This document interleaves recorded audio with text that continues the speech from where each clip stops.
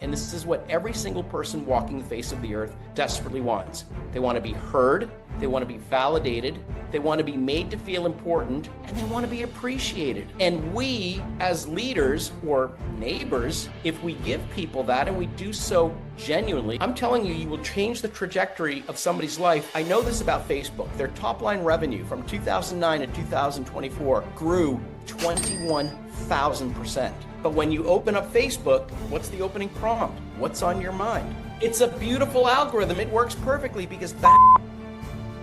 Welcome to Builders, the podcast for impact-driven leaders who are done carrying it all and ready to scale with clarity, strategy, and freedom. I'm your host, Alex Snyder, strategic growth architect, creator of the CEO Recode, and second brain to leaders who are building brilliant companies without sacrificing every ounce of their time, energy, or sanity. Each episode, I sit down with bold leaders who've rebuilt, recalibrated, or redefined what it means to lead well and live well on their own terms. We talk messy pivots, leadership upgrades, tactical wins, and the deep personal work it takes to build a business that actually works for you. If you love the episode, make sure you follow, rate, and share it with another leader who's building big and wants to build smarter. And if you're listening and thinking, damn, I need someone in the guts of my business with me, let's talk. Book your free business breakdown call using the link in the show notes. In 30 minutes, I'll help you pinpoint where blockers in your time, team, or strategy are silently stalling your growth and define 2 to 3 high impact shifts you can implement now to regain traction and build momentum. Now, let's dive in. Let's build it better. Ken, welcome to Builders. I am so excited to have you here with us today. You are the founder of the Gray Point Group, and your role is a little different than some of our typical guests. You're a little more similar to me, where you get a window into working with all kinds of builders. So I can't wait to dive in. And as always, if you could give us a quick introduction in your own words as to who you are and what you're building. Happy to, Alex, and thank you for inviting me. So I am Ken Proctor. I am a keynote speaker, a leadership coach. I run a course called Art of the Question, where I teach people how to ask the right question. And I work with companies from $2 million to over $2 billion. I work with their executives, their managers, their leaders, and I really challenge people. And I speak about how every leader can do what every leader needs to do, which is create a culture that people will literally break the wall down to come work at their company. Wow. That's powerful. I love it. So take me back a little bit. You are a leader, you work with leaders. So we're going to get some really interesting perspectives in this conversation.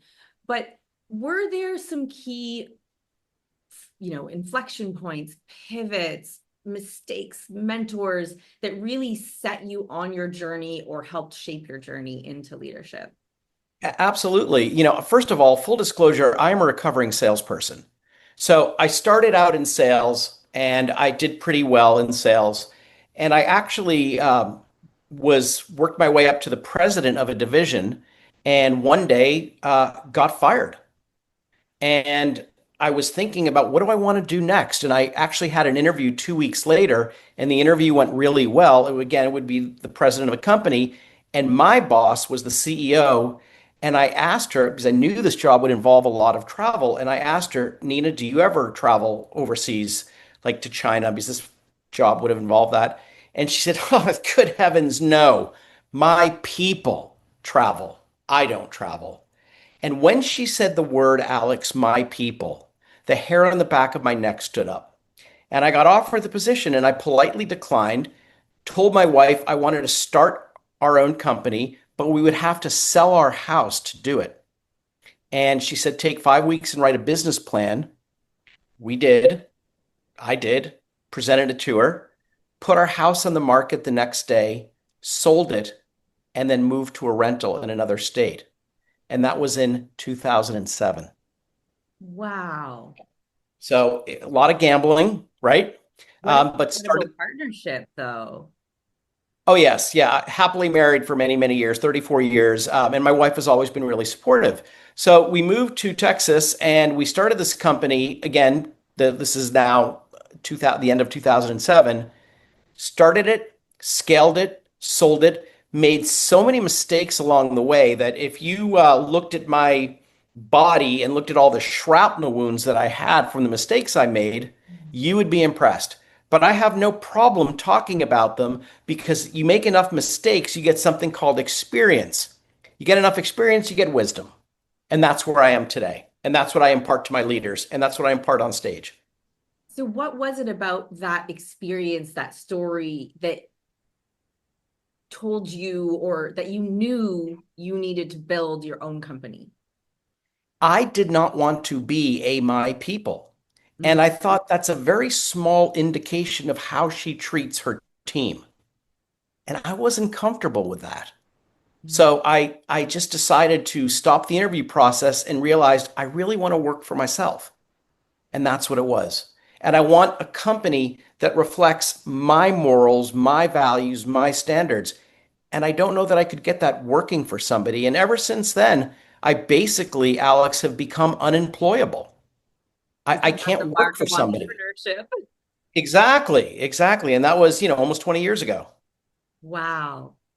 I love that you zeroed in on that because I think it is such a fundamental of entrepreneurship. It is the privilege to build something that reflects the values where you get to show up and be the best version of you and attract in colleagues, partners, clients who also believe in those values and just create this kind of like ecosystem of values that you put out your impact into the world.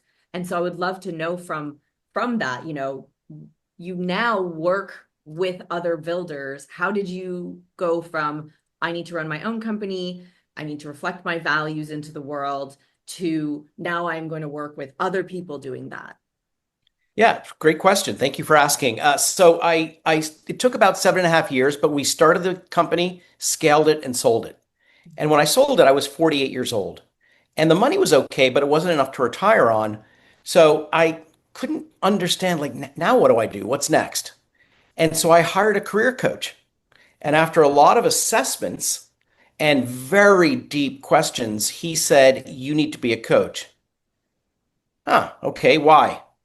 Well, you're a good listener and you ask great questions. Mm. And so I ended up signing on with an organization called Vistage, which puts groups of CEOs and business owners together where we challenge one another. Started at Vistage. The success rate for launching a group is only 22%. You need 8 people in the group to start. Got launched with 9 members very quickly, quickly spiked it to 11 and dropped to 5. And I'm going to tell you whose fault it was, mine. Because again, as a recovering salesperson, I sold what we did instead of asking challenging questions. And so once I figured that out and I started asking challenging questions, I built that group back to full and then launched 3 more groups. And through my coaching, and then now I also, not only am I a Vistage chair, I'm also an executive coach. And people, when somebody says to me, "Hey, why should I use you as a coach?" My stock response is, and this is different from when I was a salesperson, I don't know that you should. Yeah. I don't know what your blind spots are. I don't know what your expectations are. So let me ask you a few questions to understand if what you need is what I offer and what you offer is what I need and what I'm looking for. And if it is, hey, we go to the next step of the process. And if it's not, let me introduce you to somebody that might be a better fit. Mm. And that really builds the trust meter because people will listen to you if they like you, they buy from you if they trust you. So now my executive coaching business is as big as my Vistage business. And I can only take 5 clients at a time and I'm full. And, I always say this, Alex, please don't engage me if you want me to just ask you questions like, how was your weekend? What do you want? Things like that. Go ahead and hire a golden retriever for that. I mean, just yesterday, I was sitting in on I have a client that's a $2 billion client, and he asked me to sit in on a leadership team meeting. And one guy had to get up and leave early because he coaches his son's little league team. And the leader says, let's all thank Mark for dropping by today. And like you could have heard a pin drop, right? And so afterwards, my client said to me, "Give me your feedback on my leadership uh, and facilitation skills." I said, "You're an ass." He's like, what do you mean? And I said, do you think that Mark went home and said to his wife, I can't wait to go to work tomorrow morning? No. That's my sense of humor. It's not funny. It's really passive aggressive. So what's the foundation of that? That's the kind of coaching that I did. And I found that the more you challenge people, two things, the more they're willing to pay and the more they want to work with you. Yeah, absolutely. That was my journey. I love that. You mentioned something that I picked up on when we first met, which was your questions and your listening skills are unique or not something that I would say I encounter regularly. And I talk to a lot of people. And they really pinged my radar. I really, really quickly was like, Ken is somebody who I know he gets below the surface. He really gets to the real challenge, which is what's required to initiate change, right? I fundamentally believe that. I think that we share that belief. And I want to know, what is the secret to that? What is the secret to that? And, I'm going to ask you for tangible Yep. takeaways that someone listening Sure. can implement if they are not in a position to be working with you or someone like what we. Again, great question. First of all, let it be said that I am the kind of person that digs at the roots. I don't just bat at the leaves. I Mm, mean, that's just who I am. But to be able to dig at the roots, you have to listen for intent, not words. And most people, because of neuroscience, our brains process words at 650 words a minute, but we speak at 150 words a minute. So mm, by the time the person is saying something, my brain has already jumped ahead. I know how this is going to end, and I'm busy thinking about my next comment, question, statement, mhm, right? But what I've done is I've really slowed the process down and I've stayed intentional about being focused. And don't be dismissive and let that person finish, right? And then, and then ask them a challenging question that they're not expecting. So the behavior modification is don't jump in and don't listen to understand. I'm sorry, you must listen to understand, not reply. Majority of us listen to reply. We don't listen to understand. I listen to understand. so interesting that you bring that up because just last week what a really high level executive in my network posted something on LinkedIn about the thing they are working on is to not interrupt people. And I thought it hit me because my exuberance, even I mean, I'm better about it when I'm in my kind of advisor coaching role, but in life, I get so excited and I want to jump in and I want to relate, right? I want to relate to this person. And I'm like, oh, that's so cool. And yes, my brain has gone 5 steps ahead, right? I'm running at this pace. And it was so interesting to see someone share that. And so I thought, oh, I want to go leave a comment. So, about how important I think this is and kudos that they're working on this because that's a self-awareness that, a lot of people don't get to. And it was wild to see the comments of how many other people, again, high level people, successful people, self-aware people were saying, I have this problem too. And what I said to them was, and I'm doing this now with you, I'm like, I comes from a good place. I want to add something or I want to acknowledge them or I'm like so excited about what they're saying. And what I've had to do is I try to make sure that I keep a little notebook and I'll put a little note about what it is I want to say. I won't forget it. It's there, but I don't need to say it right now. I can let the person finish and then I can ask further questions or I can add my point or I can, redirect the conversation if I'm in a position that I should be doing that. But the thing that I'm just so excited that my brain is like, this thing can just go onto a piece of paper. And then I can make a logical decision whether it needs to get shared or not and when. And I know for me, that's a really small thing that's helped me interrupt less. And I would love to hear from you, where does it come from and what can we do? I listen to understand is great, but what's something kind of more tangible and practical that we could take Sure. away? So again, and thank you for sharing that. And I have a word for it that I use in my coaching and in my keynote presentation. Don't hijack. So if I asked you, Alex, where was your last vacation? How would you respond? Las Vegas. Oh, I love Las Vegas. I went to Las Vegas 2 years ago and I saw the greatest show. Okay, how many of us do it? Most of us, right? And did I do anything to deepen our engagement? Now, I get it. I want to be relatable to you, and I want to share with you that I also have been to Las Vegas. But in that effort to be relatable and to be liked, guess what I've done? I've dismissed you. I've hijacked you. And I turned the conversation towards me.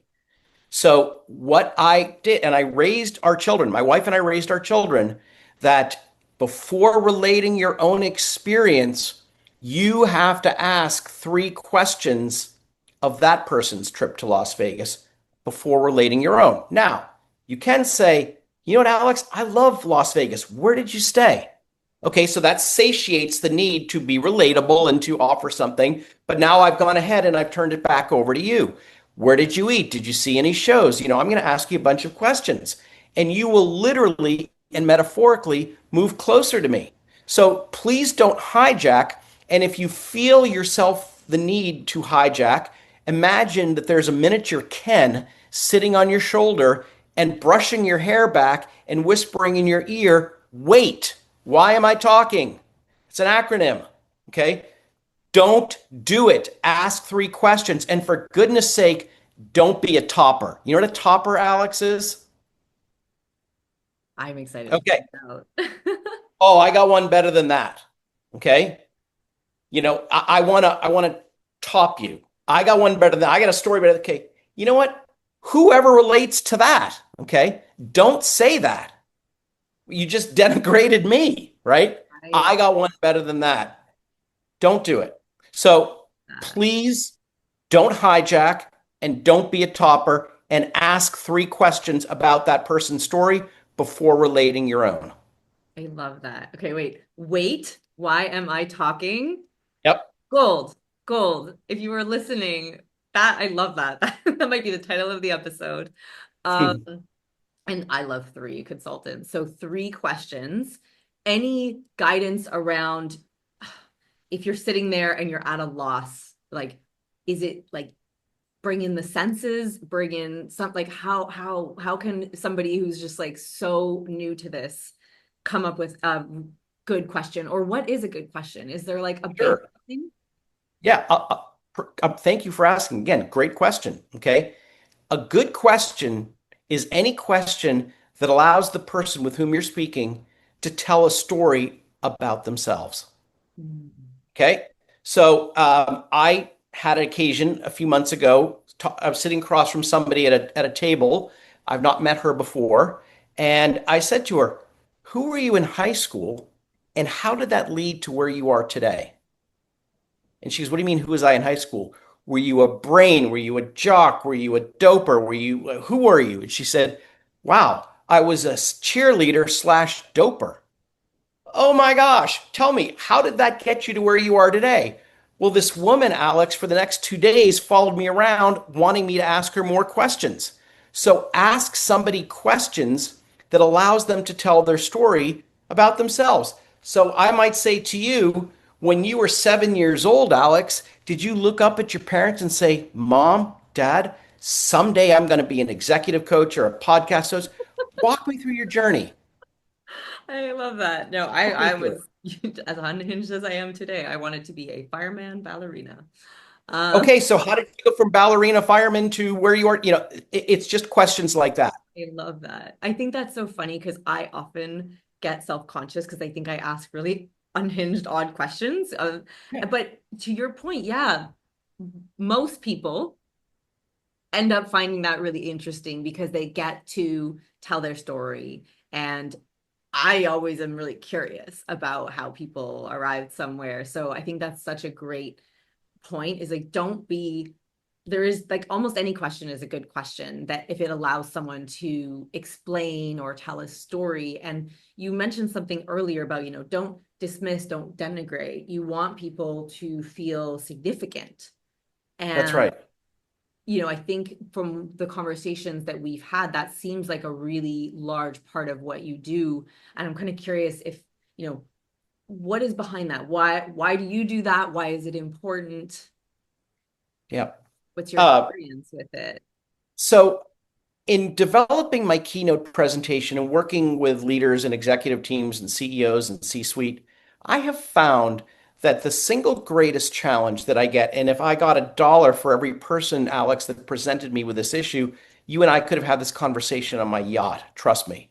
And Next. it is, how the hell do I find great people to work in my company and how do I get them to stay? And then I always immediately come back with this. Why would a great person want to work at your company if you back out compensation? And they stumble to answer that. And the one thing that everybody wants, I don't care who you are, everybody wants to feel significant. Everybody wants to feel as though they matter. And when my daughter was transitioning from junior high to high school, she asked me, what's the best way to, kind of make friends and fit in? And I said, if you're standing around in a circle of girls and one girl's doing most of the talking and you're about to say something, but you get talked over and then you kind of recoil back into the circle, you don't say anything. She goes, yeah, it happens all the time. If I'm standing next to you and I turn to you and I say, Elizabeth, you were about to say something. I want to hear what you were going to say. What were you going to say? Just that. How would you feel? Great. That's something that we miss as people. Okay. So, what I've learned about significance is that everybody wants to feel as though they matter. I have yet to meet the parent that have looked into their newborn's eyes and said, son, someday I want you to grow up and be mediocre. I've never met that parent, right? Everybody wants to feel as though they matter. Everybody wants to feel significant.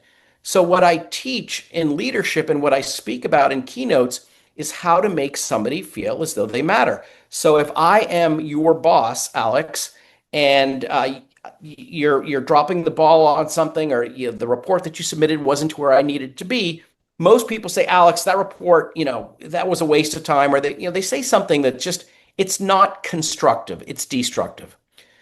So what I would say is, Alex, this report didn't quite hit the mark. The desired outcome didn't quite get to where I needed it to be. What do you think you could have done differently? And how could I better have supported you on that? Could we have a collaborative discussion around that? Mm-hmm. And then afterwards, I'm going to say to you, you know what, Alex? I feel much better about the direction of this. I'm glad we had this conversation. Mm-hmm. Now that person feels as though they matter, right? Versus me, and most leaders don't think that way. They just say, I didn't like the report that you submitted, or it wasn't where it needed to be.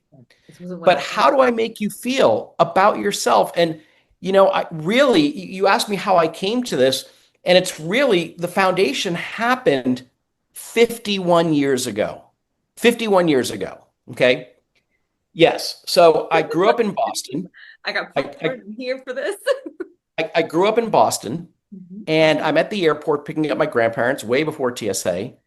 And my dad says to me, there's Dave Cowens sitting over there. So who's Dave Cowens? Dave Cowens was the center for the Boston Celtics, all-star MVP. My dad said, go talk to him. So I walked over to him. I'm 4'5". I haven't hit my growth spurt, right? He stands up. He's 6'10" and a half. Alex, he could not have been more genuine, more affable, warm, engaging. He was wonderful. And he said to me, are you a basketball player? What position do you play? Are you a righty or a lefty? He asked me a bunch of questions, right? And then finally, I asked him, I said, may I please have your autograph? And he said, on one condition. What's that? That you give me yours first. And I blurted out, but I'm not famous. And he said, you may not be famous now, Ken, but someday you're going to be, because I'm a great judge of character. And I walked away from that conversation feeling like a major stud, right? That Dave Cowens asked me for my autograph. Of course, nobody believed me, right? But he did. But I realized all these years later, how did he make me feel about myself during a conversation? And I came up with something that I call the foundational 5. And this is what every single person walking the face of the earth desperately wants. They want to be heard. They want to be validated. They want to be made to feel important. They want to be believed in, and they want to be appreciated. And we, as leaders or neighbors, if we give people that and we do so genuinely, because you can't be disingenuous about that, I'm telling you, you will change the trajectory of somebody's life, and then by default, yours changes. And that's how I came up with the one challenge that everybody has is they feel insignificant. And I t- I know this about Facebook. Their top line revenue from 2009 to 2024 grew 21,000%. But Wow. when you open up Facebook, what's the opening prompt? What's on your mind? Yeah. It's a beautiful algorithm. It works perfectly because that's how desperate people are to feel heard. And by the way, I'm not on Facebook. The post that got me off Facebook for the rest of my life, somebody wrote, "I just ate a great tasting banana." And I thought, "Oh my gosh, I cannot recapture that 1 second that I spent reading that." And that's how desperate they were to feel heard, that they post about a great tasting banana. I'm out. But it really substantiated that everybody wants to feel as though they matter, they've got something important to say, and they are significant. Mm. Yeah, I mean, I feel like we could have a whole episode on the rise of social media and how it fulfills so many unmet needs. But I want to bring this back to, people listening are running companies, want to run companies, want to build that place where their values and their impact on the world comes to life with a team. And you said, team retention, right? Why would people work for you and stay there if you took away the money component, that part of the Yeah. equation? And you said, it's about making them feel significant, which I think, I talk often about the cascading KPIs. Where are we going and how does what I do contribute to that success? Yep. You also talked about, though, the authenticity and genuine interaction, like that component of the interaction in your story and in general. How does that play in, and what are, I'm a metrics girl. I'm like, how do you know? And I like a leading metric, right? Like, what is the habit you want to build so that the outcome's going to happen? Because if you wait for the outcome, then usually that's a lot of time passing, and then you got to go back and try again. So, like, how can we be looking for the leading indicators that, as a leader, we're doing the right thing? I look at turnover and retention. I Mm-hmm. mean, that's what I look at. And again, I ask the question to leaders and managers, if you were to back out compensation, why would an employee want to stay here? Why would an employee want to come here? What are you doing to attract the best and the brightest? And even though I ask that question all the time, people struggle to answer. And something that I've coached my leadership teams and my Vistage members to in an interview, if you are interviewing with me, Alex, okay, for a position, and I really like you, one of the last questions I'm going to ask to you is, what are your expectations of this company around professional development for you? Who asks that question? Okay. And immediately Alex is going to be like, whoa, like, what? I've made it about you. And one of my clients was suffering from kind of high turnover, and I challenged her to come up with a protocol. Now, she leads a company of about 125 employees, not huge. And when somebody is going to join her company, she writes their family a handwritten note a week before they start and said, "We are so excited to have Alex come join our family. Please celebrate with yours." And she puts a $250 gift card into like Cheesecake Factory. Okay. Now, for $250, how is Alex showing up on day one? Ticker tape parade. How many people do you think Alex told about the $250 gift card? Yeah, absolutely. And her retention started to increase and her turnover started to nosedive just by doing something like that. Mm. And so, to me, everybody wants to feel as though they matter. We always talk about, what is your purpose? They want to feel like they're contributing. They really do. That's really what it's about. Yeah, love that. So I talk often about, success on your terms, or, wealthy leadership being the ability to build a company while building yourself and your life and your health and sanity and family. And I'm curious if there are, either from your own kind of journey or from the exposure you get to so many incredible builders and leaders, definitions of success and that what is success on your terms, or what are unique versions of success that you've seen others define, and also, any maybe trade-offs that you're no longer willing to make or lessons you've learned along the way. Yeah, thank you. So my definition of success has evolved. Okay. So when I was in my 20s, I wanted to own a nice car. That was success. Okay. Now I'm 60, and it took me years, Alex, to come up with this definition, but I'm very comfortable with it. It's very short. Here it is. My definition of success. I can't wait to go to work in the morning. I can't wait to come home to my family at night. Mm. That's it. Period. Right? Now, a lot of people think, well, success is, and it's interesting. I have a client that is extraordinarily well off. He's done a great job with his company. He sold his first company for $52.5 million, right? And he's got all the trappings of wealth. And one day he said to me at dinner, people would be surprised how lonely I am. Mm. That's the trade-off, that during the time of building this great company, he spent so much time at work, he alienated his family. And the downside is that he's lonely now because he's can enjoy a life, right? But he's not really close with his wife or his kids. Mm. And so to me, the trade-off is you have to be intentional. And I always ask myself this question. I'm 75 years old. I'm sitting on my couch and I'm thinking to myself, I've really lived a great life personally and professionally. What do I need to change today to make sure I can say that at 75? And I Mm. think about that. And I think, you know what? I need to spend more time reading and less time on YouTube. Mm-hmm. And I need to spend more time talking to my neighbor and less time, doing like watching something, right? Yeah. I'm just very intentional about that. And when I start to drift, and God bless YouTube, they've got a great algorithm. I start out typing in AC/DC live, and all of a sudden I'm watching a water buffalo, be eaten by a snake, right? 3 hours later, right? So I have to be intentional about, you know what? I'm going to reward myself with 10 minutes of YouTube. It's my addiction after I've done A, B, and C. Mm-hmm.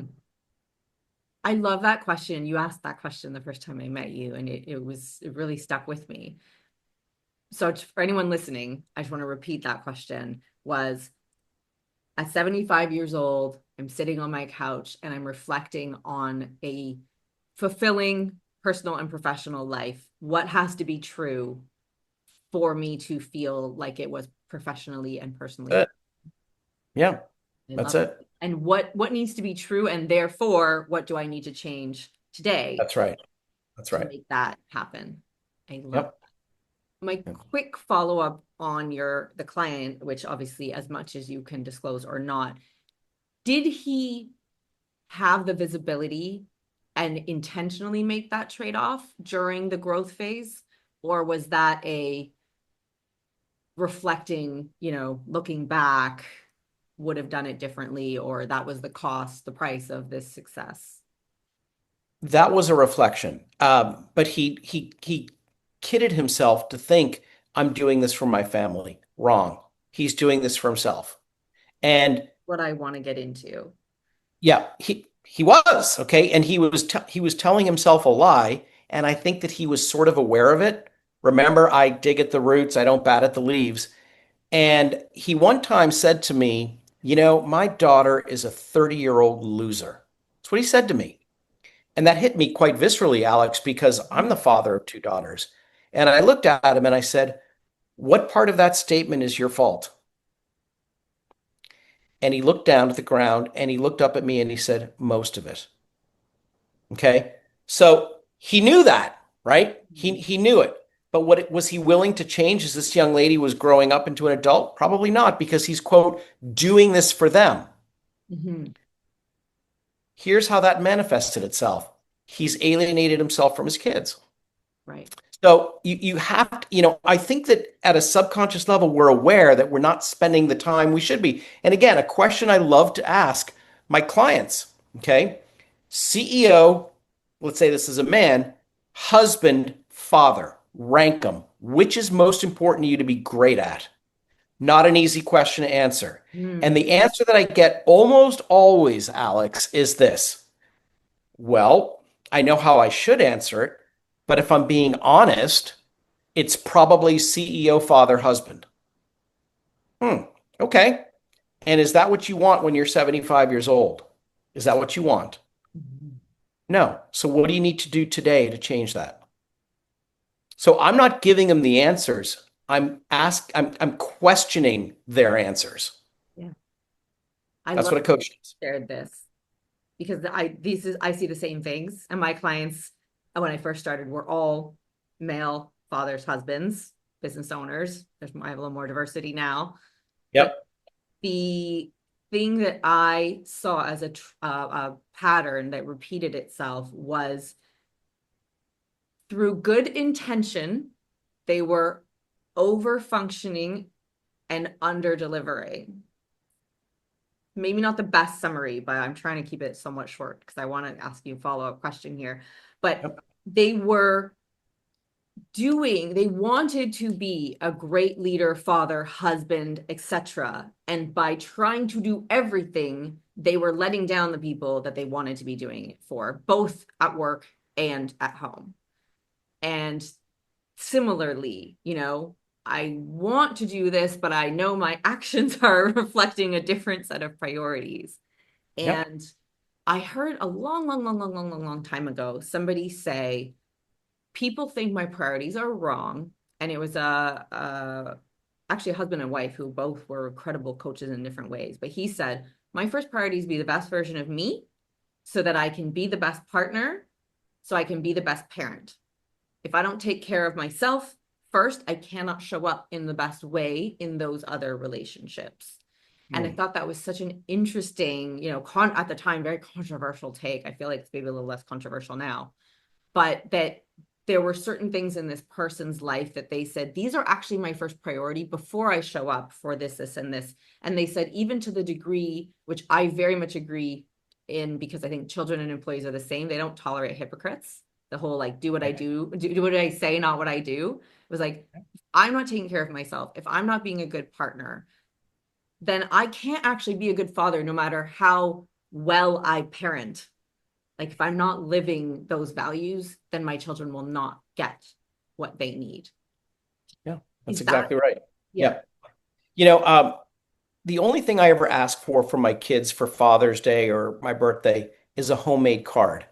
And that tradition started when we started our company and money was very tight, right? And we started homemade cards. And to this day, that's what we give. We give them to everybody, right? And every year I get almost the same thing from my children. Kids spell love Time. That's a quote from Jesse Jackson. And that they are so grateful that I gave them time. And about 14 years ago, I actually, Alex, changed the title in my family to Chief Memory Maker. Oh, That's my new title. I And love. we started going on trips that would, and the one thing was that we went on as a family. We had to do one thing outside of our comfort zone because that's where growth happens, right? And for 14 years, we've been going on these trips to create memories because let me tell you, as I get older, memories are the only dividend that I'm really concerned about. Yeah, They pay a great dividend. I love that. Talk to me more about growth and comfort zones, because I think this is something that you are probably pushing your clients for a lot, right? That's right. What's the Yep. connection and how do we keep track of and intentionally pursue that growth? Yeah. So our brain, again, is hardwired to keep us safe. And keeping us safe is doing things that we know what the outcome is going to be. But if you want to grow personally and professionally, you got to do things that challenge you. They're outside of your comfort zone. And so I realized with my family that, like, one year we went to Paris and Zermatt, Switzerland, and my daughter and my wife are afraid of heights. So I thought, you know what, let's go paragliding.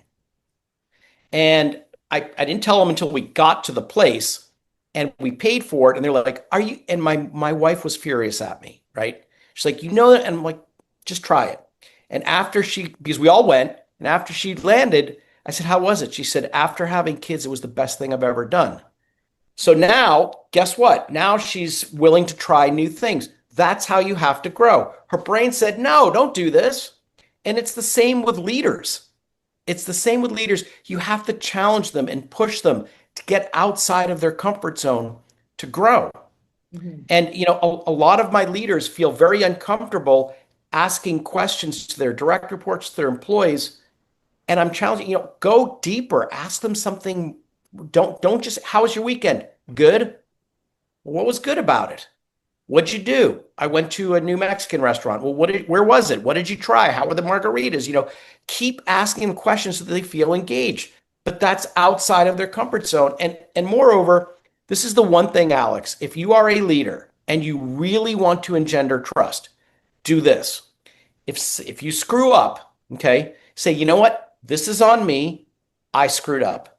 And I need to do a better job of A, B, and C." Mhm. Now, a lot of leaders, that's way outside of their comfort zone because they think it diminishes their reputation. It enhances it.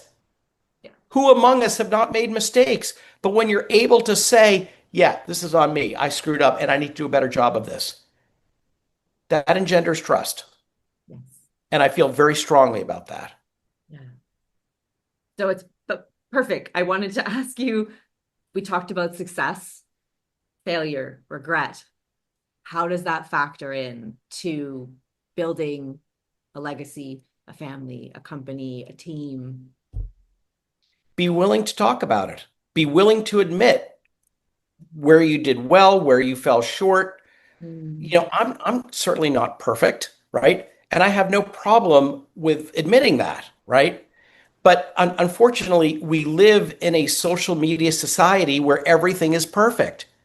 And I am telling you that if you post, instead of posting, "So proud of my, 12-year-old daughter who made, the cheerleading team," versus, "You know what, my son got a D minus in calculus," or whatever. Which do you think will get more likes? Okay. The D minus, Mhm. because you're willing to admit those things. I mean, not that you admit that about your kid, but I have no problem admitting things of all the mistakes that I made because I made tons of them. Right. And so that is how I shaped who I am as a leader, who I am as a coach, but most importantly, who I am as a husband and father. And let me tell you, Alex, something I learned about apologies. Okay? This comes from personal experience. Every apology needs three parts. "I'm sorry. This was totally my fault. How do I make it better?" You say that to your spouse, you say that to your employee, you say that to your boss, and people will give you grace. But if I say, "Well, I'm sorry, but if you had just done that," nope. Don't dilute an apology with an excuse, please. And for goodness sake, don't make it about you. If you had, "I'm sorry, but," or don't say, "I'm sorry you feel that way." No, Yeah, no. "I'm sorry. This is totally my fault. How do I make it right?" People will give you grace. That's sort of all the teachings that everything I've learned to become who I am. And to your point about social media, I mean, I talk about this a lot with, I think, entrepreneurship. Love that it's out there, love that it's more accessible, but it's also very much being sold as a panacea, cure all, and end state, as opposed to like the reality of getting to that end state, right? And so to your point, like nobody gets anywhere that any of us want to see online without a ton of failure. And Yeah. generally, in one way or another, without learning to apologize, to your point, right? Without taking accountability and responsibility. And I love what you said, don't deflect, don't, yeah, "I'm sorry you feel that way." It's got to be one of the worst statements to make, Right. It's not man, an apology. Yep. on an apology. That's right. So I'm curious, and we've talked about this in some different ways, but you have seen a multitude of trajectories alongside your own growth. You have spent a lot of time with people who are very financially successful, and other versions of success or other definitions of success.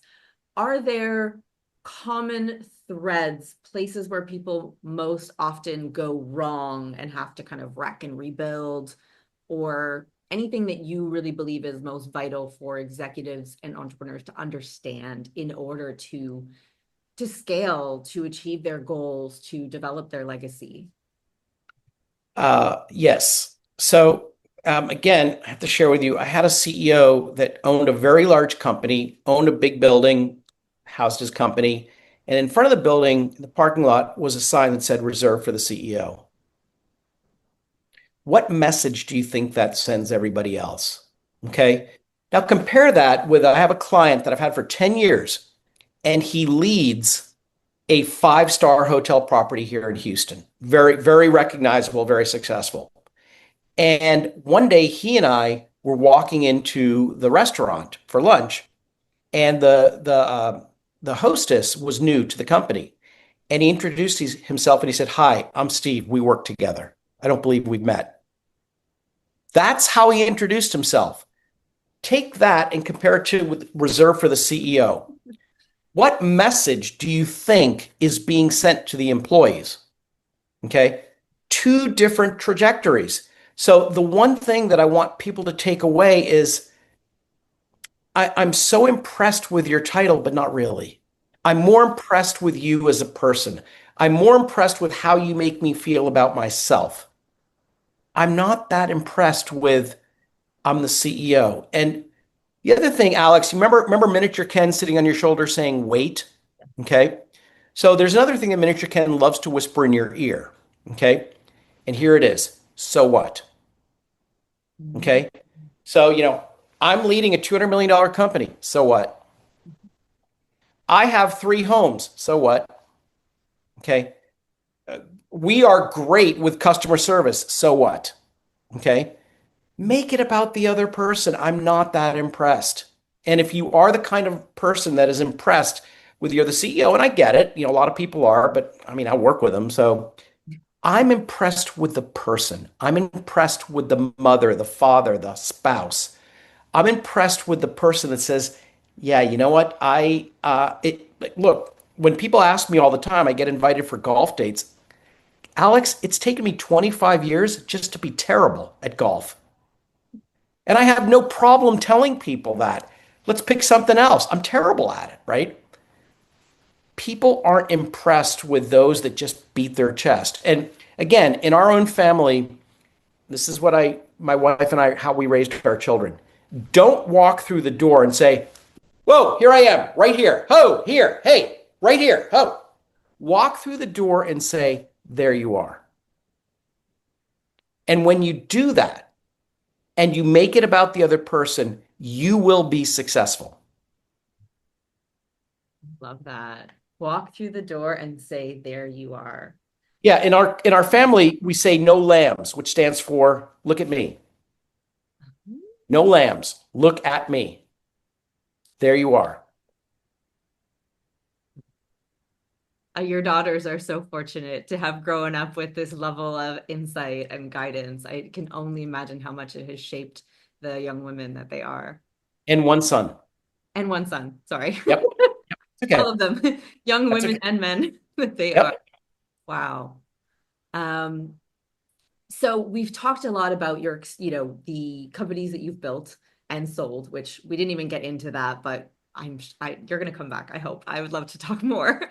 Sure. And the leaders that you're supporting build companies where they don't say things like my people. Right. But I know that you are continuing to evolve, and I would love to understand a little bit about, what is next for Ken Proctor. Where else will you be bringing your knowledge and depth of expertise? Yeah. So, there's a quote, and I think it's by Pablo Picasso. And the quote is this: your goal in life is to find your purpose. Your purpose in life is to give it away. So I'm at the point in my life where I want to give it away, not for free, but that's why I'm transitioning to be a keynote speaker. And I want to share some of the takeaways that I've shared with you and your audience today with leaders and employees and people like that. And I want leaders to understand the value of making your employees feel significant. That's so important. You got to do it genuinely.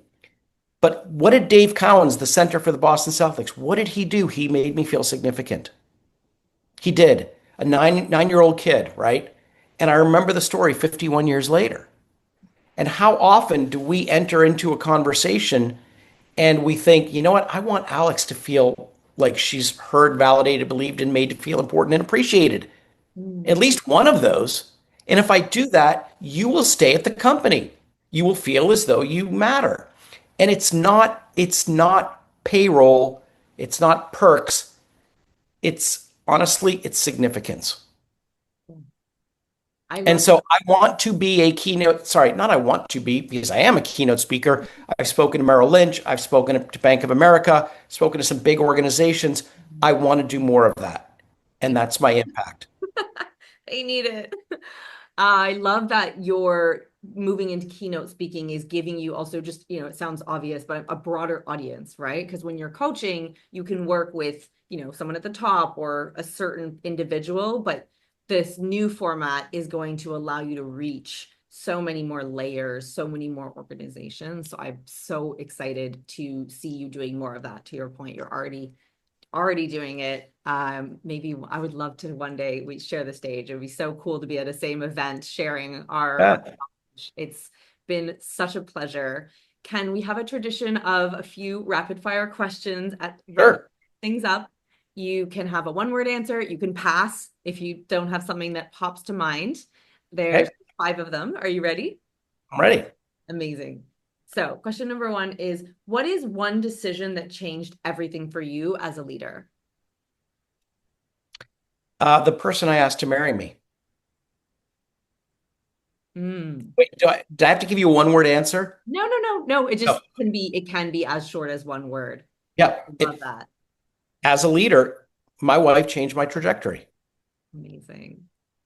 What does strategy feel like when you're doing it well? Uh, I ask this, thank you for asking. That's a great question. I ask this question all the time. When does work not feel like work? When does strategy not feel like work? When you're in the flow, okay? When you've got a vision and you can execute on the vision because it's really, really clear. That's when strategy doesn't feel like work. When you have a clear vision of what you want and how to get there. And then you ask your executive team to execute on that vision. Is there a book, podcast, or person that really cracked something open for you? Um, a book and a person. Okay. So when I graduated college, my brother handed me a book called How to Win Friends and Influence People by Dale Carnegie. I reread it once a year. And now the pages are falling out. It's highlighted, it's marked up, right? But I always read it. That was the book. And the person that influenced me was my grandfather because he had this ability to make people feel special. And, if we walked into, he loved to play golf and we would go into the club and there would be Willie, the guy that cleans the clubs. And he would say, Ken, if you want your clubs clean to an inch of their life, you got to give them to Willie, right? It was my grandfather that taught me the value of this. I love that. What is something you've said never again to in your business? Working for somebody. I'm unemployable. Yes. Yeah, I am never going to compromise my integrity for a sale. Years ago, I did that, and I will not do that again. Mm. And the last question is, if you had a free weekend and zero obligations, how would you spend it? Um, Hiking with my family in some remote place. I mean, I just in this past weekend planned my wife's and my 35th anniversary trip. We're going to Patagonia, and I can't wait. And I would do that. How long are you going for? 13 days, and I wanted to go for 3 months, but we're Like, 13 days. Yeah. What an incredible anniversary trip. I cannot wait to hear about it. Yeah, Beautiful. happy to share. Ken, thank you so much for your generosity with your time and your knowledge today. If people do want to find you, learn from you, work with you, what's the best way to get in touch? We'll make sure we put it in the notes. So my website is kennethproctor.com, and you can just email me at ken@kennethproctor.com. And if you email me, I will respond to you. I don't ghost anybody. Wonderful. Thank you again for joining us on Builders. It has been such a pleasure. My pleasure. Thank you for having me, Alex. That's a wrap for this episode of Builders, where we get real about what it actually takes to grow companies that perform without grinding you into the ground. If today's convo sparks something for you, here's what to do next. Follow the show, drop a 5-star review, and share it with someone else who's building big. Don't let it be lonely at the top. If you're ready for more clarity, more leadership freedom, and less of a duct tape and go growth vibe, let's connect. Book your free business breakdown call using the link in the show notes. In 30 minutes, I'll help you pinpoint where blockers in your time, team, or strategy are silently stalling your growth.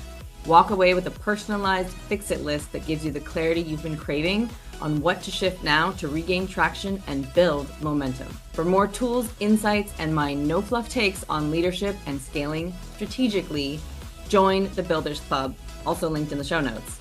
You can also head over to leaderswhobuild.com, where you'll find all the links to peep my creds, see client wins, or just confirm that yes, I went to the gym today.